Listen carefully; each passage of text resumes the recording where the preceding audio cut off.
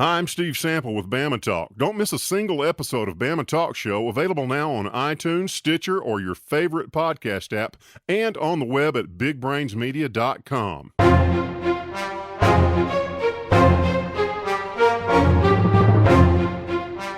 This is Brian Peters with your Weather Extreme video for Saturday, August the 3rd. Looks like we've got a challenging forecast ahead. There's a look at the Skycam network from Demopolis, and we do have clear skies across much of the area with a few cirrus clouds. There's a nice shot of the clear skies from Trustful. The frontal boundary to our south is beginning to wash out, although we can still see it on the surface map. You'll see that in just a minute. In the upper atmosphere, we are still watching this northwesterly flow, and there is where the challenge comes in for the next several days. You can see that huge cluster of thunderstorms over pretty much southwest Missouri. We'll see that on radar in just a second.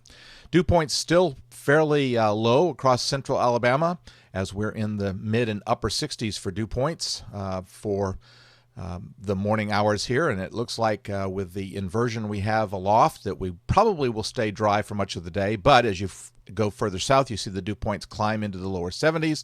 The deeper moisture is down there. The big challenge, though, as we see on radar, is this huge cluster of thunderstorms that is moving generally to the east and southeast across southern Missouri and northern Arkansas. The big question is what that's going to do. We'll be looking at the NAM and the GFS. That cluster of thunderstorms is also the focus for a number of flash flood watches and flash flood warnings, as well as a severe thunderstorm watch up that way.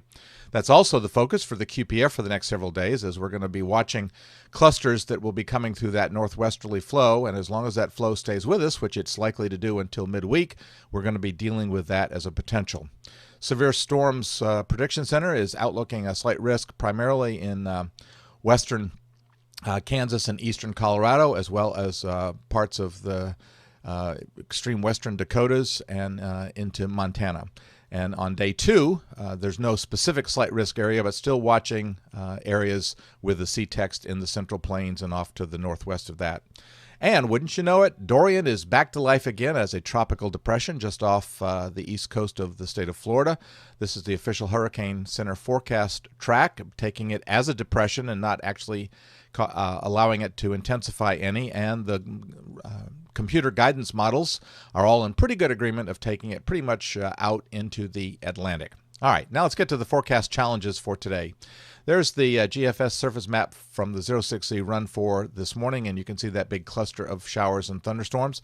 Now, here's where there are some differences in the models. There's the high-resolution NAM, which suggests by late this afternoon and into the early evening hours, around 7 p.m. or so, that we could see an outflow boundary from that cluster that would be firing off showers and thunderstorms in our area.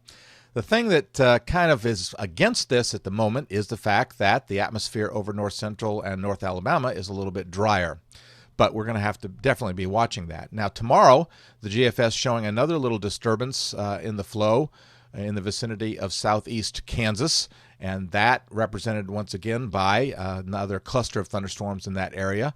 And of course, with that northwesterly flow, we've got to watch that. Now, the NAM, the high-resolution NAM, also by Monday morning has that huge cluster in the vicinity of Memphis. So if this is right, we could be dealing with a stormy day on Monday, or perhaps if this is off just a little bit, if it's a little faster than this, it could be, Sunday night into early Monday morning. So there's a lot of uncertainty in the forecast. And right now, the forecast doesn't really show all of this because, those storms, those clusters aren't there just yet, but we're still watching that.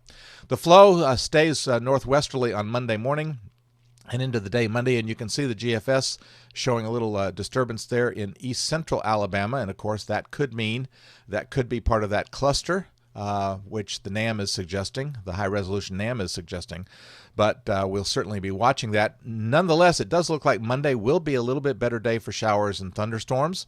Now, the flow becomes a little less northwesterly on Tuesday, but we still see those disturbances moving through the flow, and the result is that once again strong clusters of thunderstorms will be occurring in the mid-Mississippi River Valley. The question will be now, if the flow is not quite as northwesterly, will they get down our way?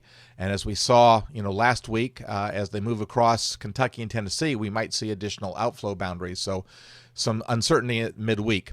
Now, by Wednesday, the flow as aloft is definitely zonal, so I think anything that would be occurring would stay well to our north, and we're basically going to be driven by diurnal heating, the daily afternoon showers and thunderstorms. We pretty much stay that way on Thursday as the upper trough begins to deepen just a little bit. But it's not going to get really that deep to where we've got a real strong northwesterly flow. And, of course, that would keep us pretty much in a kind of a showery pattern as we see another cold front coming down through the mid-Mississippi River Valley. As I say, the upper trough doesn't get particularly deep on this run for the end of the week, but we still see that weakness over the Ohio and Tennessee river valleys. So once again, the front coming down into the area and certainly helping to focus along with diurnal heating and those the daily chances for showers and thunderstorms, and maybe even a little bit more numerous with the frontal zone being present in the area. The weakness stays there, but you see we now on Saturday, a week from today, we build up the ridge to our west and to our east, but there's still a weakness over our area, and so that should keep things somewhat unsettled as the frontal zone basically sags into the area, and so that looks like a fairly good chance for showers and thunderstorms. So a lot of uncertainty in the forecast. Now going out into the future, into voodoo country, as we've been seeing over the last several runs, the GFS suggesting that we're going to stay in the trophy pattern. This is the 14th of August with the trough over the eastern U.S. and the ridge over the western U.S. As we get out to the end of the period around the 18th of August, the trough not nearly as strong, but certainly no sign of any extreme heat for at least the foreseeable future. Well, that'll do it for the Weather Xtreme video for this Saturday. I expect to have the next one posted first thing on Sunday morning. In the meantime, stay tuned to the blog. With all the uncertainty in the forecast, stay tuned to the blog for the latest updates as we watch the whole system unfold. Have a great day and Godspeed. Thank you for trusting us to be your #1 source for news in all of Central Alabama. in back-to-back ratings periods. More people watched ABC 3340 than any other station in Birmingham.